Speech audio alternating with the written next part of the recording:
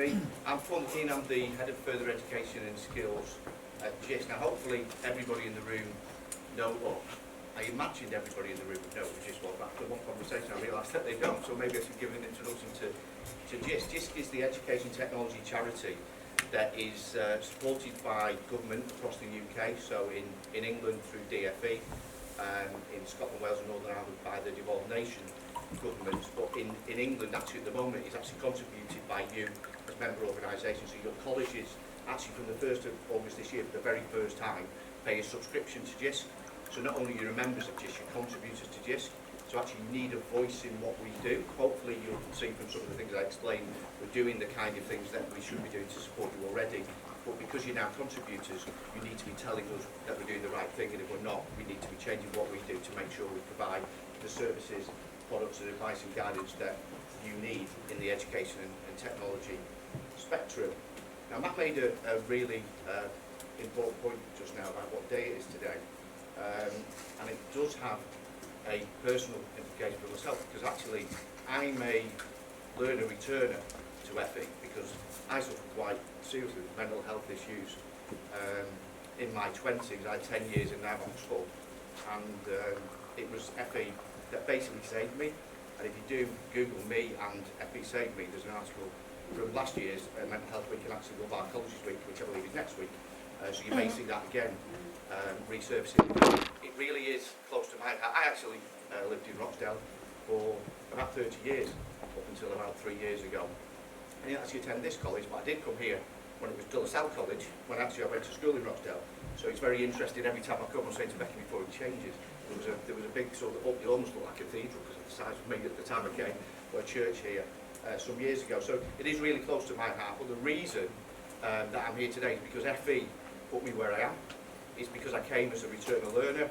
I was then a tutor, part-time in the first instance, then a manager in FE, and now I've moved to be a Head of FE and Skills at Jisc. So it really is important to me, and I'm sure the impact that you have every day in your institutions kind of is not unnoticed by the learners that you support.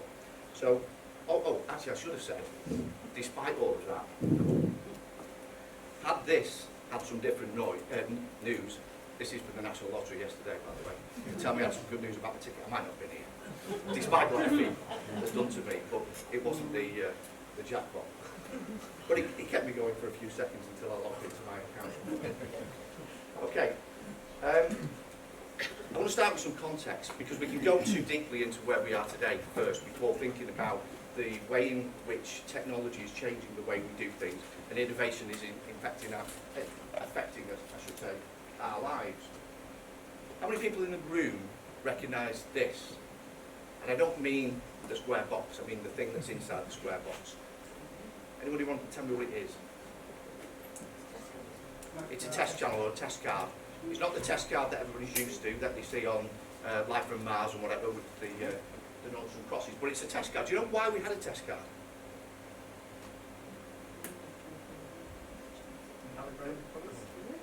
To calibrate, because it was, but what didn't happen all the time when this particular type of device was operating? 24-hour TV. We didn't have 24-hour TV. Okay, so we had to put something on the screen at the time to say, yes, you've got your TV on, but actually there's nothing here for you to see. Okay, so that's kind of started about innovation. These things then came along.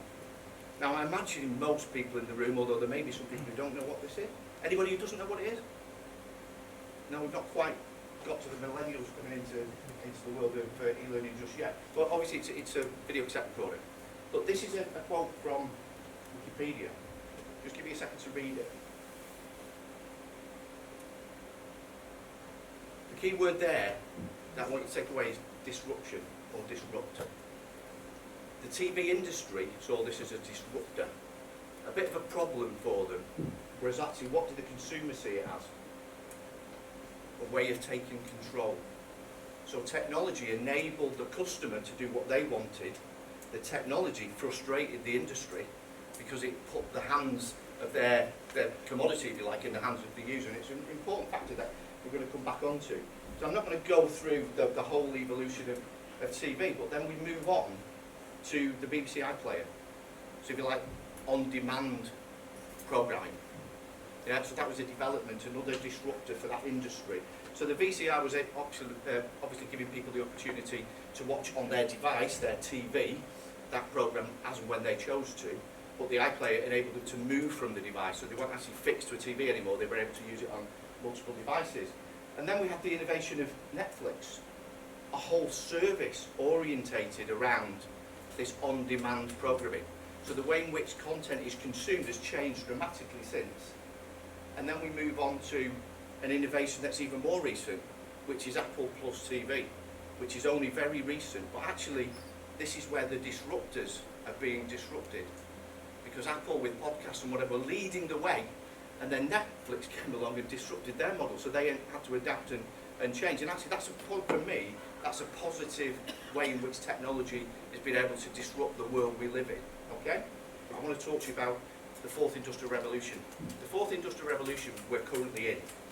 Whether you like it or not, we're in the fourth industrial revolution. The fourth industrial revolution is really around technologies such as automation, machine learning, robotics, artificial intelligence, and the Internet of Things. It's how these technologies are actually impacting on the way we, if you like, work, rest and play.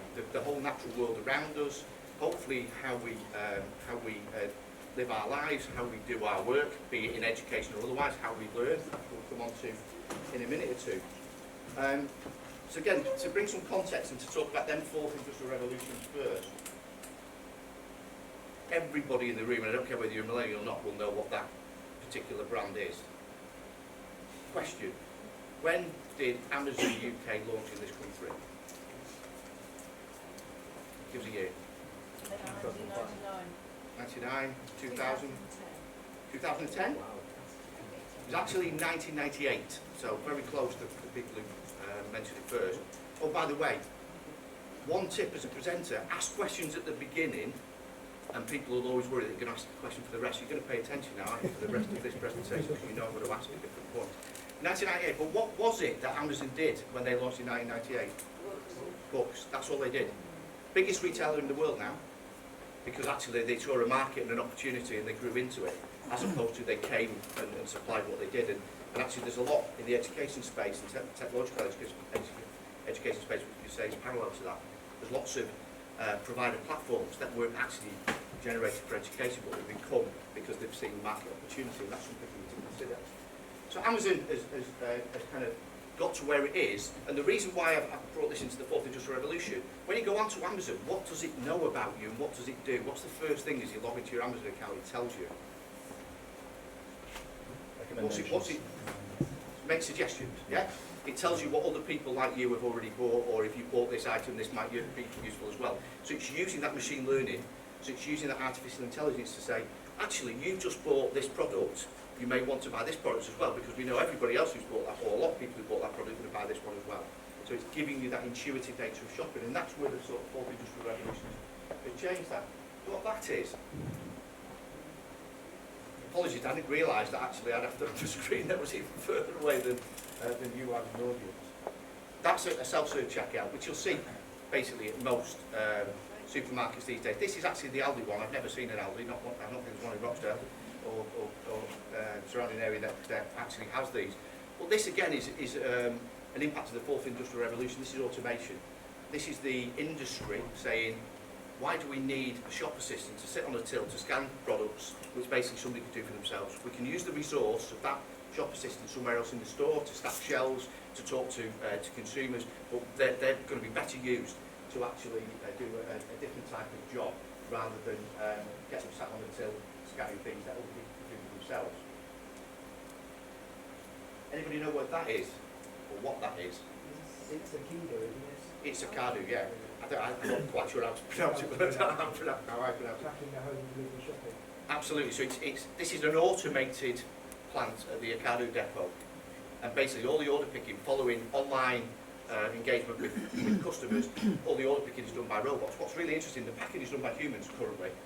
So all of the things are pulled together and then they're put in bags and packaged by humans. But there was a really interesting situation that actually I believe there was a fire there, quite a serious fire, not so long ago, but nobody was injured because there was no human beings there, which was really important. Now, whether it was because the electronics failed and that was an issue, but that's kind of really taking the robotics and automation to a next level.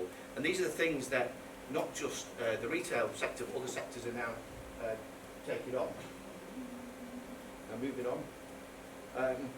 Even Amazon, the disruptors are being disrupted, are changing. They've got this wonderful solution that you order online, and then when you get home, or when you expect it to be delivered, it gets delivered to your home. But actually what they realise is in today's 24/7 world, that's not good enough for people. They actually go on holiday and they want stuff delivered to where they're staying on holiday, or they're in work and they want the thing delivered during the day. So they've now got Amazon lockers. So changing that whole thing, and again it's the way that technology can enable you to identify a place for that particular product to be delivered to, for you to pick it up, and the intelligence knowing that it's you that's picking it up. So the technology again supporting that disruption.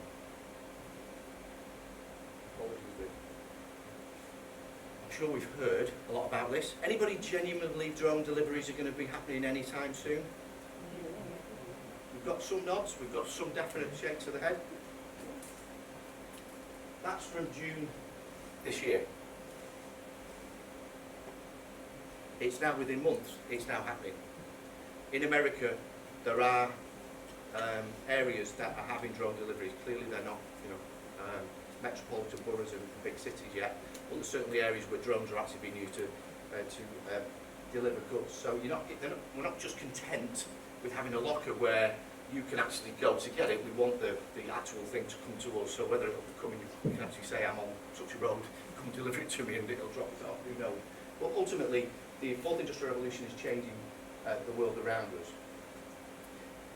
Because it's changing the world around us, this revolution is really making a difference to the jobs that people do. I'm sure everybody has some kind of story about how jobs are being affected, how people are being displaced from industry. But what's really important about this current fourth industrial revolution, there has been obviously industrial revolutions prior to that, assembly plants and such things in the third industrial revolution. But what this particular industrial revolution has is it doesn't know any collars.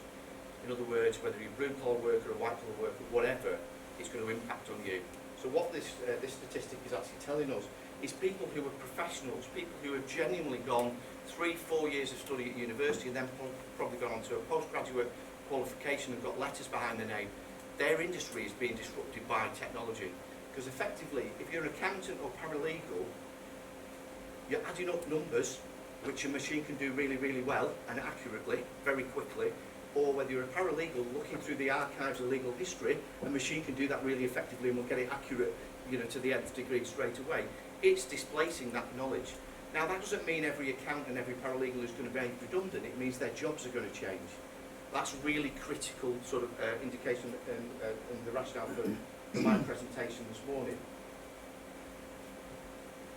The World Economic Forum Future Jobs Report 2018, and this quote, I really advise you to sort of to consider, to dwell on, and to take it back to your institution, because I think it may just change the dynamic conversation that you're having with the staff and the management of your establishments. Because what it's saying is every business needs to have what they call a comprehensive augmentation strategy. An augmentation strategy meaning what aspects, parts of a job role, kind of activities does a machine do really well and actually better than a human, going back to the accountancy and paralegal aspects, and what aspects does an individual do better. In other words, how can we reduce the mundane, repetitive tasks that everybody really get fed up in, releasing that time for the individual to do the more empathetical, critical thinking, all of the kind of employability skills we talk about these days. And if you get that in your mindset, and this is any industry and any business, it really helps you embrace that technology, because the technology there is about employing employers to extend their full potential. A bit like we talk about learners being, actually achieving their full potential. It's about using technology to take the strain, if you like, of some of the mundane tasks and enabling the person to be released to do the more effective and humanistic, if you like, aspects of their job.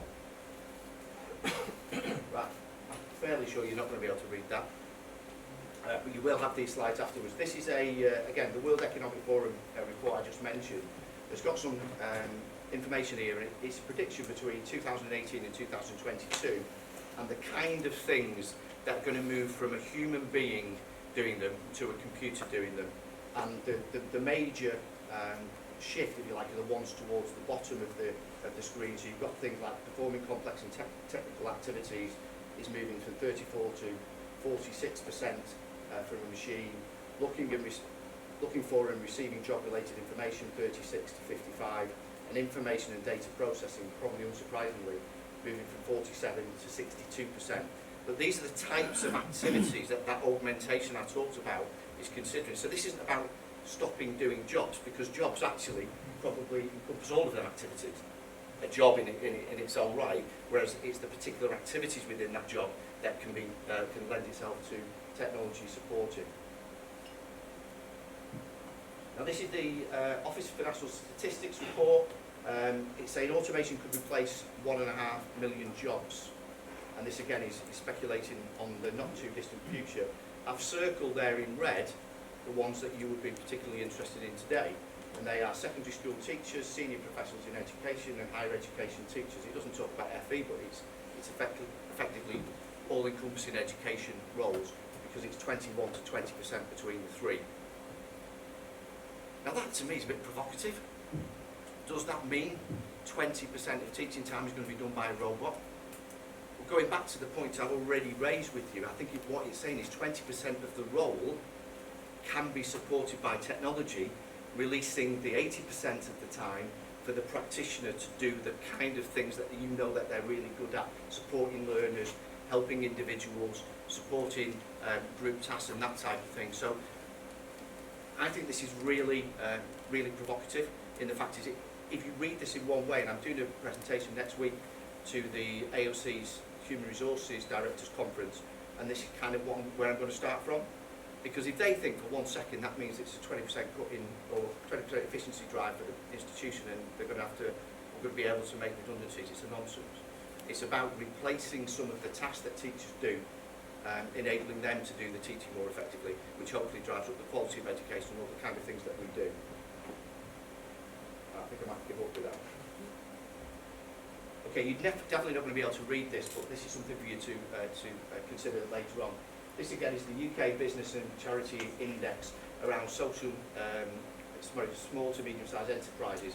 So the small industries in the UK, and what's really important here, and the reason why I'm sharing it, is disruption's not about big industry. Actually, if you think about Netflix, if you think about Uber, if you think about these are startups. These are education startups with small numbers of people that have disrupted whole kind of industries. So these small to medium-sized enterprises are going to be the kinds of jobs that a lot of the students that you're currently teaching are going to, or your institutions are teaching, are going to go into. And there's a plethora of technologies here. The one that's highlighted there is around cloud, and it's saying 39% of small to medium-sized enterprises plan to use cloud within 2 years. 68% understand about it, and actually cloud is one of probably the technology most people understand, but it's got things like blockchain and others on there. But what it's saying is these smaller industries have kind of growing up in the technological age, and they're more aware of these technologies than maybe some of the traditional industries. So it's something you need to be aware of. The kind of curriculum that we teach needs to keep pace with these growing and emerging technologies. And the final sort of quote here that I'm going to leave you with is, I'm going to read the quote, but it's from the OECD, which is a big report that probably everybody knows about. It talks about where we are against other European and international neighbours, and it's actually talking about this disruption, and it's saying new types of teachers who blend in-class and computer-based learning. I think we've been talking about that since the 90s. It's the same phraseology, blended learning, kind of online learning, independent learning. So I don't think it's anything new, but I think we're finally at a stage in this fourth industrial revolution where we can take advantage of these technologies because they are ubiquitous. I pulled out my mobile phone at the beginning. I know certainly when I was at Bolton College only 10 years ago, so there were still signs on doors saying, ban these things, shut them down, don't use them. They're a disruptor. They are a disruptor, but in a positive sense. They can really drive education forward rather than disrupt, i.e. Disengage learners with the learning process and take them off somewhere else that can be really used to drive their education. So on to Education 4.0. I'm going to hopefully share a video. because talk and chalk is the way. There must be an industrial revolution in education, in which educational science and the ingenuity of educational technology combine to modernise the grossly inefficient and clumsy procedures of conventional education. Sydney L. Press A, 1924. These young people are studying in a new way. A computing calculator designed for use in high school classrooms has created tremendous excitement among educators. The tool which has made this possible is the high-speed digital computer operating with electronic precision on great quantities of information. If we think about the third industrial revolution, that was PCs and the internet, and we've just about caught up with that. The fourth industrial revolution is what becomes possible from those technologies. Industry 4.0 is the next big shift in the way that manufacturing operates. Digital know-how is going to be hugely important, and then people will need to be flexible because the world will change. A future workplace and future societies, we're still moulding them as we go, and technology is one of the main pillars in what is shaping what the future will look like. The pace of change is remarkable, with the introduction of these exponential technologies creating a paradigm shift to create Education 4.0. Lectures aren't fit for purpose anymore. Using textbooks and teaching in a Victorian sort of method with rows of students and listening to the teacher taking notes, it's obsolete. We need to use our time in lessons to actually have those meaningful mentoring one-to-ones that can never be replaced. The technology gives us that time if we use it correctly. Rather than being something that's scary, we can use technology to be something that's very liberating for people, so that instead of having to go through the rigmarole of institutional learning as it's been in the past, we can actually use smart robotics, smart computers to make learning more accessible to more people and to actually tailor it to individual needs. This whole cluster of AI technologies will make learning for students more rewarding, teaching for academics more rewarding. We want it to be a win for everybody. We've shown already in clinical studies and trials that retention is up to 70% higher in virtual reality. That has a huge impact on learning and retention of facts. The challenge is for universities to really develop their students' digital skills so that they can actually make use of those skills in the workplace. It would be all too easy to say everyone must learn to code, but the truth is coding is just one digital skill. Creativity, collaboration, communication, critical thinking, these skills that can never be automated, that can never be replaced, are what we need to focus on. Education 4.0 is a request to the education sector to rethink the educational paradigm. And it's an opportunity for us as this fourth industrial revolution kicks off to think about what modern education should look like. We now live in a hyper-connected world, and now the time, more than ever, the time is for us to say, what do we want to do with that?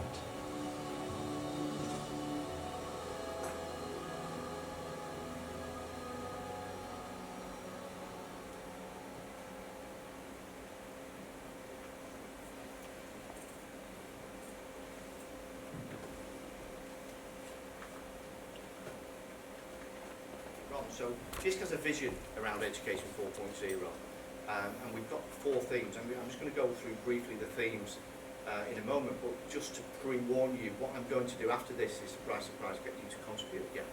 So I'm going to ask you to think about these 4 themes.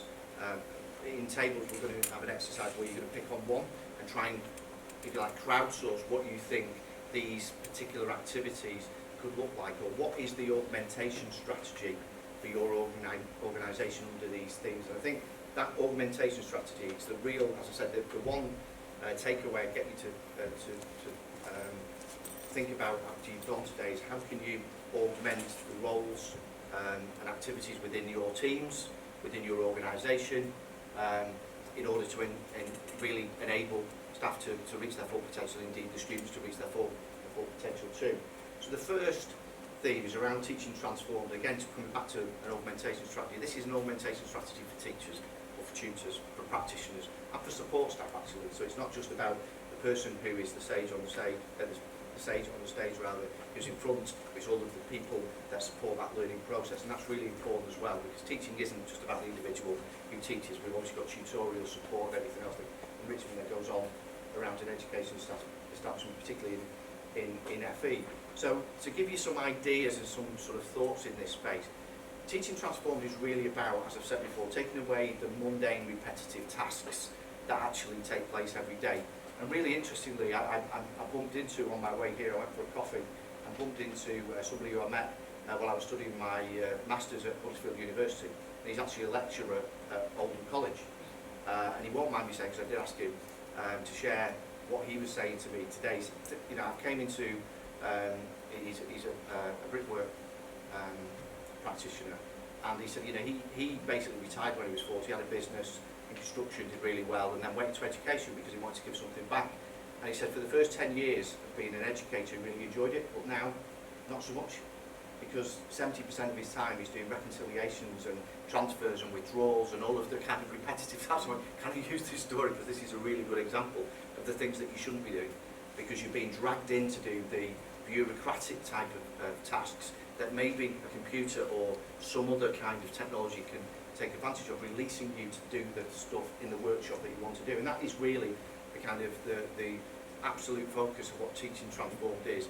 Remove some of the bureaucracy, release the individual, the tutor, to be able to perform the thing that they've come into vocational education to deliver. And an example of how that's been used really effectively, I'm looking around for Gemma, I can't see her in the room, but at Bolton College, they've got the Ada chatbot. You may have heard of it. I know it's a reasonably local college to yourself, but that is basically a chatbot. So it's based on automation and machine learning, and it is a both tutor and staff-facing technology, which enables, for example, and this is where it's been really effective in its early stages, for a student to ask Amazon, because it works with Amazon Alexa, what their timetable is. So they can get up in the morning and say, you know, what have I got on today? And it will tell them not only which class, in which room, and so on and so forth throughout the day. What's really interesting, in just the first 18 months of that particular technology being implemented, they've seen a 3% retention, or improvement in retention in what's called their, is it 41 days, I can't remember, the 1st of November census date. So where learners would normally have dropped off before they really counted, they've seen a 3% improvement, because when they've spoke to learners, they found out that actually, do you know what? They'll ask for a timetable, and they'll ask for it again, and they'll get a tutor to print it out, but they won't ask a second and third and fourth time, because they feel embarrassed. So actually, it's a barrier. It's something that we may not consider as a barrier, but when they're able to ask a machine, without any concern about the fact that they've lost it or why or whatever, and they don't have to queue up outside the staff room, then they're just intuitively able to do that, and that's made participation easier for them. And that's a really sort of transformational thing from that perspective. And it may, from your institution perspective, say, well, hang on, that time of year we do see massive queues outside learning resource centres or staff rooms or whatever, because that's what students really need, that information. And what that's done, it's released teachers' time to do other things, to be more supportive, to check that the learner's on the right course, to ensure that they get the kind of advice and guidance to progress onto something else. That's some basic thing. I'm not going to go into too much detail, because I said that's a task for you. I want you to think about what are the real points, kind of the crunch points for your practitioners that they'd like to see removed, and what are the potential technological solutions that can be put in place. The next one, unsurprisingly, is probably what we all tend to do as a day job, given looking at the kind of job descriptions of the people that are in attendance today, and that's using the technology from the 4th Industrial Revolution to personalise and adapt learning to suit individuals. So if you like, personalised adaptive learning is about that independent, that progress at the speed that they want, get the kind of feedback as and when they need it. And actually, how many institutions in the room use a VLE? And I'm saying VLE in its broadest sense. So some kind of learning environment. I don't mean it's learning Moodle, it might be SharePoint, it might be Google Classroom, it might be the intranet. You, pretty much everybody? Yeah? Every VLE, regardless of what platform it is, enables this to happen. What I will say is most of them are not being used to their full potential, if not all of them. Because independent learning, when I was developing Moodle in 2004 or 5, I saw the potential in it, and actually quite rigorously in all of the staff development that I delivered through that platform was personalised and adaptive. So I used dependency-based learning modules within Moodle at the time, which meant a learner needed to get a particular score in an assessment in order to see a further piece of learning, or they got the feedback loop, go back, relearn that, come back, test it again, and then move on. All of the platforms do that because it's the thing that they're supposed to deliver. It's the learning aspect of the VLE. But if you go into institutions, and I could have repeated this talk over the last 20 years, you've still got repositories of learning content with an expectation learners will go and learn independently. No, they're not. They need to be directed.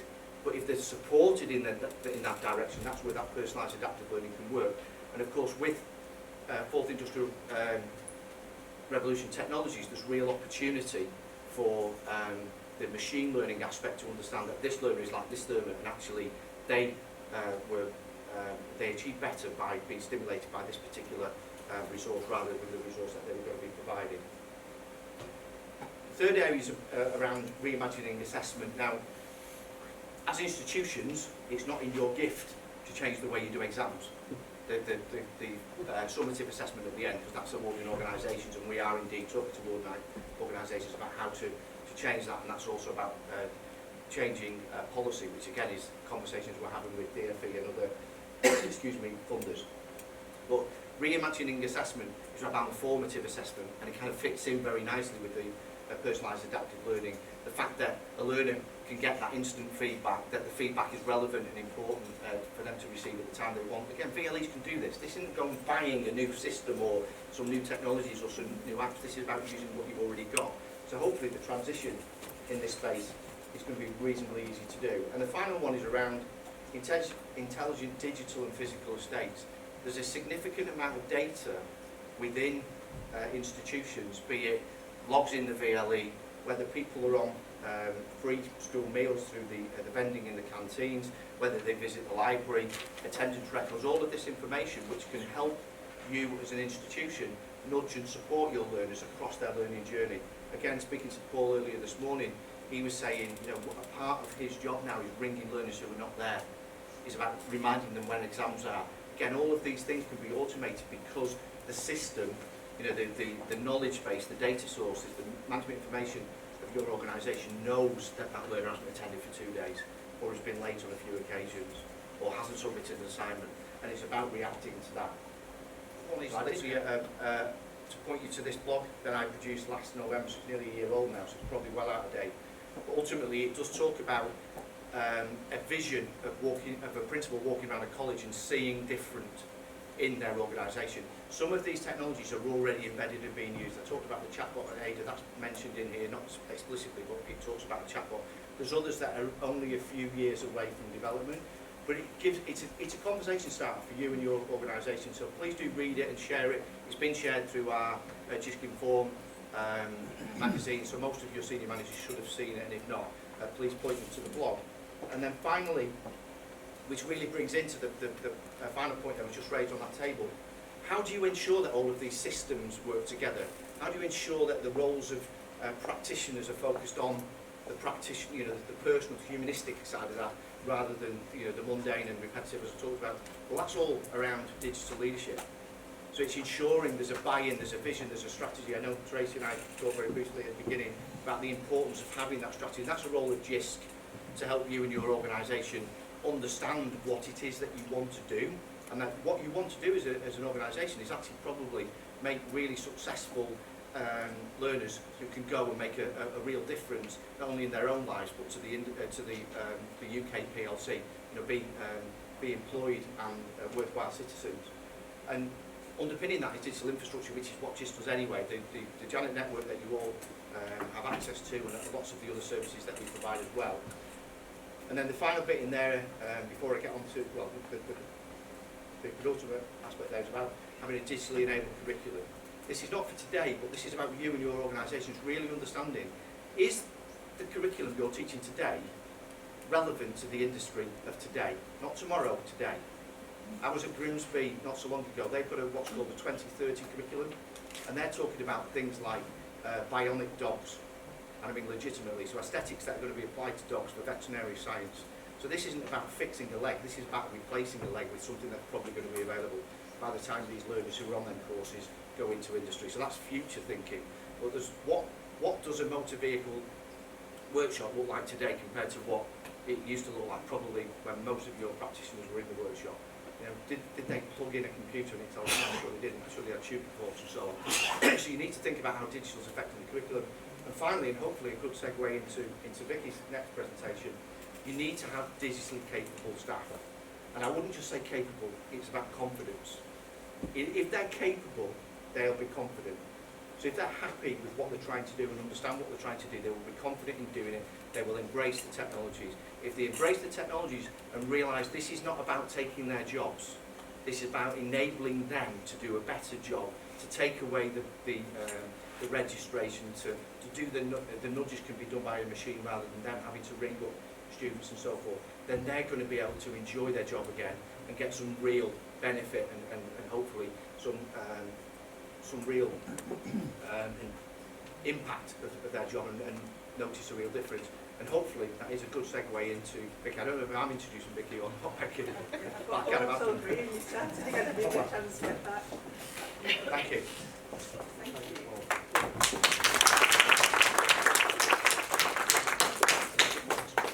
So just before we bring Vicky up, what we want to do is really just tie that into its learning and go through sort of really some practical examples of exactly how that works within colleges and certainly with our customers, exactly sort of how we see that operating. So one of the things that's not a new idea, it's been mentioned a long time ago, is standardised lesson plans. I don't know, does anyone here use standardised lesson plans or have used them in the past? A couple. So standardised lesson plans isn't a new idea, it's the idea that plans of lessons are generated centrally, given to the teachers, and then the teachers essentially just facilitate that.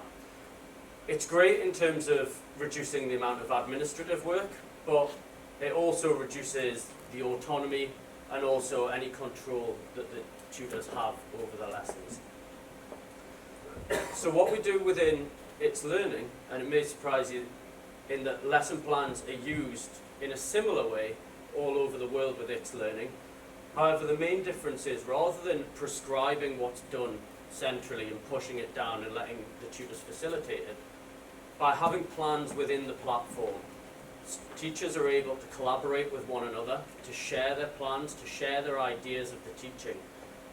And taking it a step further, those plans can then be templated each year. So when the new school year starts, the tutors already have a list of all of their plans and they're then able to just tweak individual elements, add the resources that they want, and save a lot of time when it comes to schemes of work and planning, and really just focus on exactly what they're going to do to enhance the teaching within there.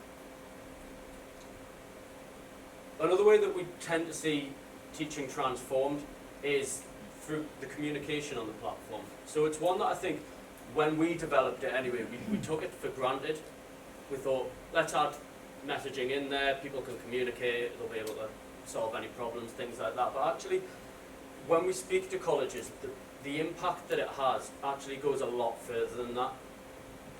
We were speaking with a college a couple of months ago, and what we found is that through having messaging on there, it actually enables students to reach out immediately to their tutors, rather than waiting a week or however many days until their next scenario. And that has two main benefits. Firstly, we found that in Macclesfield College, the resubmission rates went down because tutors were able to help out and students were able to ask questions easier and get it right first time. So although it may sound like more administration to message these students, in actual fact, the having to remark those submissions went down and they saved a lot of time. Another element, and probably a more human one, is that, and particularly on Mental Health Awareness Day, is that students need to be able to release and to voice their concerns and voice when they're struggling. Without a proper channel of communication, students end up bottling it up, they end up increasing stresses, and this is one again that came from one of our colleges that said actually, it's great in terms of improving results and things like that, but it's actually improving the mental health of our students by enabling them to be able to talk to the tutor and get things off their chest straight away. It means that they're not stewing on it and they're not waiting, and then when it comes to the lesson, they're back and they're able to operate in a much better way.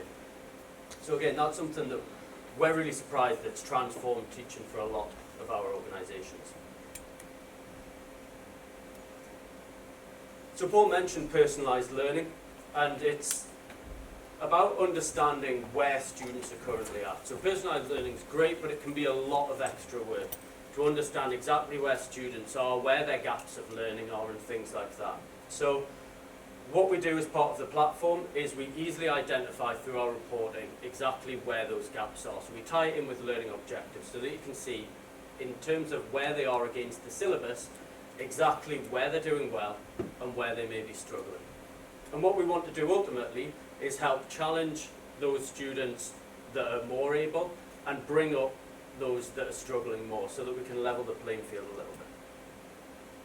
But we actually take it a step further. Rather than just identify exactly where students are struggling and where they're doing well, we build in a recommendation engine so that automatically students are provided with resources that will fit those gaps in learning without any intervention necessary from the teacher or the tutor. The student's able to see exactly which elements and which resources will help them. And finally, intelligent data. So there's a whole host of data points. I know we were talking about it on our table, is bringing it together and what can you do with it. Because it's great having all this data, but it needs to be managed in a proper way. So we've got fantastic reports in there showing learning objectives and where the teacher's plans are against the syllabus. Are there any gaps that need to be filled? Is there more resources that need to be put on there to help students? We have the ability to see exactly where students are, where their levels of mastery is and where they may be struggling. And we're able to bring that up again based on the back of that. But it's great having these reports here, but it's another place to go to look for reports. It's another thing to do. So what we're starting to work on is to be more intelligent with the way that we do it. So again, teachers are able and tutors are able to set automatic notifications. So if a student's level of learning drops below a certain point, it triggers and you're alerted. So is the student and potentially so is parents or whoever else. And we can marry up these relationships as well. So we're able to more accurately predict when a student's going to drop out. If we're able to see when they're using the platform less or their grades dropping as well, then we can intervene early and help encourage these students and help them out where they are. Because a lot of the time, again, it comes down to humanistic issues. We can see on paper that a student's grades dropping or they're not spending as much time on the platform, but actually it may be something that's going on in their personal life or something at home. So it gives that opportunity for the tutor to intervene ahead of time before it becomes a dropout. We also are starting to work a little further along the line with predictive analysis to be able to identify areas of risk. And there's a whole host of stuff that we're really certainly excited to be working on over the coming years, and working with the organisations like Jisc and Education Training Foundation to kind of bring together these ideas and to help direct our development. We're very, very fortunate at It's Learning that we only focus on education. Not only that, but we also put 20% of all our revenue back into development. So it means we're constantly able to stay ahead of the curve and be able to deliver tomorrow's learning today.